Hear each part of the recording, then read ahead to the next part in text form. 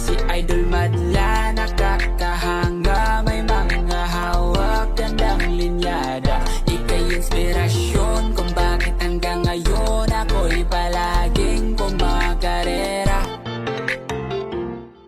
Eto na naman tayo mga kalapatids para sa isang pairing day. So eto yung pagpaparisin natin ngayon. So isang red grizzle, ayan, saka isang Batman. Ayan. Batman cross red grizzle naman mga kalapatids ang tatry nating subukan today. So eto yung isa. Ayan. So kilala nyo na to, si Batman mga kalapatids, yung ating unbanded Batman. So pinipre-flight natin dati to na ang line is solid line. So Maui line to mga kalapatids, sumipasok ng Vandenbroek, no? So ito yung lahi nung kay Idol Dabarkads na isa sa mga matutulin niyang ibon, no? So papares naman natin yan dito sa Barako mga kalapatids na Vandenbroek din, no? So ito sila pag pinagtabi, no? Ayan. So sa size comparison muna natin sila. Medyo malikot yung Barako mga kalapatids, ang hirap hawakan. So halos ano sila, halos same size. Ayan. So pag pinagtabi natin ganito, ayan, halos ano sila, same size lang, medyo malikot. So ito, okay naman, mukhang bagay naman sila. Hindi ko lang alam kung ano magiging kulay nito.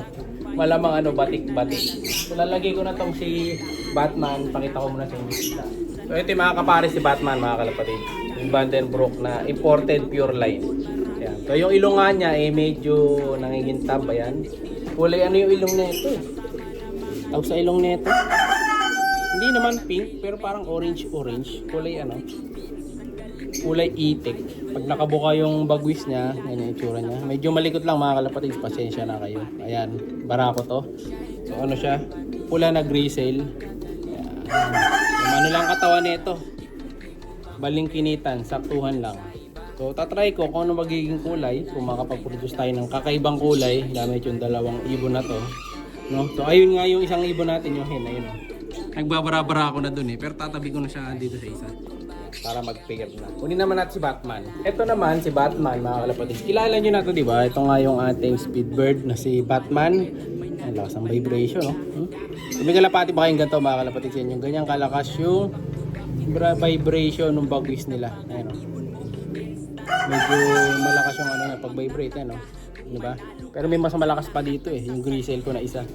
Ayan. So Batman nga siya, no? So gato yung tawag namin dito kapag ang kulay is itim, no? Or madark na ganyan, tapos yung bagwis eh white flight, no? So Batman. Hindi ko lang bakit din Batman, pero yun lang ang tawag. Ayan, nanginginig pa rin siya mga kalapatid. Ayan, kita niyo yung galaw ng bagwis niya, no? Nagba-vibrate, no? So ano na to, condition na. Kita niyo namulbos din yung kamay ko. So ready to pair na din. So try natin ngayon, pagtabi na natin sila. Eto, tatabi na sila. Dito siya dati nakalagay. Ngayon dito na. Pasok natin si Batman. Yan. Papares ka na ba agad? So babae yan mga kalapatids. So ayun yung magiging asawa niya bale.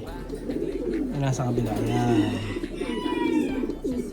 Babardago lang sila dyan. Pero di ko muna pagtatabihin, bukas pa. So isa lang yan sa magiging pairing natin. Ayan, okay naman siguro magiging resulta ng dalawa na to. Papalitan ko yung poop tray nito, madumi eh. So may mga naka-ready na ako dyan. Ayan, oh. Nakabili na rin kasi ako ng ano, dyaryo. Ito, nakabili na tayo. Naka-order na ako ng dyaryo. So lalagay natin yan dito sa poop tray. Yan. Siyempre kailangan natin ng dyaryo mga kalapatids, para yung poop nila madaling linisin. Hindi tayo kuskus ng kuskus. Magre-ready muna ako ha, pakita ko sa inyo. Alright, nalagay na natin, dalawa na to mga kalapatids. Kakasubukan na tayo ng ano ngayon, ng pares. Pero mukhang papares kagad si Batman mga kalapatids eh. So try natin, kunin kagad yung babae. Ilagay ko na agad. Kasi matagal ng bakasyon to mga kalapatids, nasa ano na to.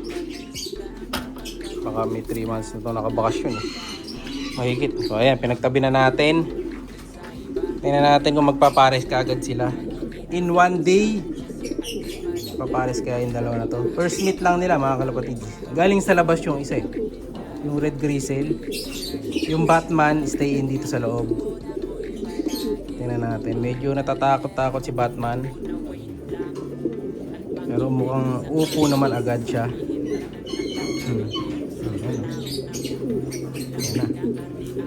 Ayan na. na natin. Ayan na mga kalapatids.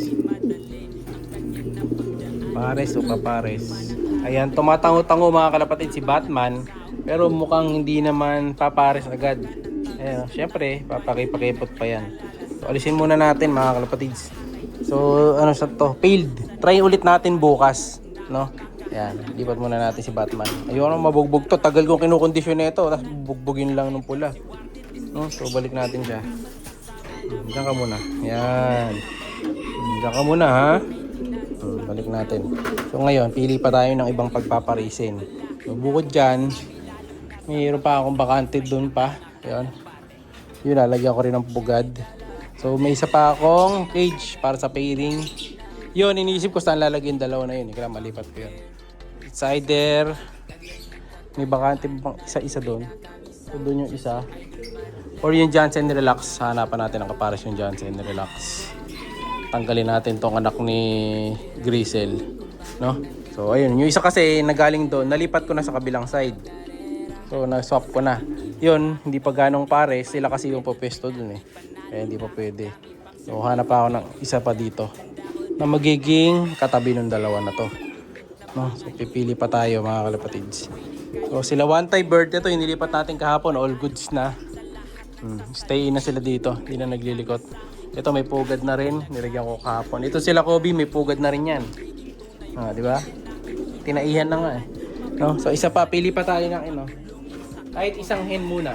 Papares ko dun sa isa ko eh. Ito lang. Hanap lang tayo ng isang magandang ng hen dito. Wala ako nakita dito sa loob. Doon tayo kukuha sa labas ng hen. So, ayan kasi sila eh. Ang dami nating pamimilian. No? Ang hirap mamili pag madami. So yung kailangan magamit ko rin yun yung Grisel. Hanapan lang natin ang magandang pairing yan. No? So sa kabila, sa labas, nagpares na nga din pala ako. Ito pa.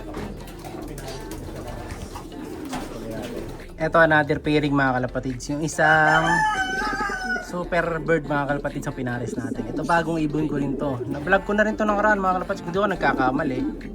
So ito ay ibon natin mga kalapatids na nakuha. No? Dun sa idol na pan-share nga. Dito sa may Pampanga mga kalapatids. Solid bird yan. Ayan o. Hindi ko nagkakamali. Naka ano to.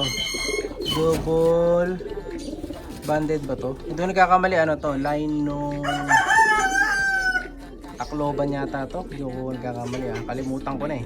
So ito pinaris natin yan dito sa ibon ni Idol Dabar Cats. Ayan. Yung old line niya na ex machina line mga kalapatids. Pinaris natin dito. Ayan. So magandang klaseng ano to. Pairing din. No? So tapos dito. Ano pa ba? Ito yung tipler. Nilipat ko dito. So maliit lang naman din kasi yung dalawang tipler. Kaya nilagay ko muna dito. Ayan. So dyan na lang sila. Ayan. Maliit lang naman yan eh. So hindi sila katulad ng mga racing na malalaking ibon. So pwede sila. Dito meron din tayo dito dalawa. Ito pinagpares ko ulit mga kalapatids. Louis Chu. Cross Louis Chu. So parehong Vandenbroek to mga kalapatids. Ayan, ang ganda oh. So ano to, white and white Grisel na pairing. Ayan. Hindi, Grisel pala, cross white Grisel na pairing. Ayan oh. Ganda niyan mga kalapatids. Puti-puti, mga pangkasal line. Dito naman, ito yung lahi nung ex machina din to, cross GCU.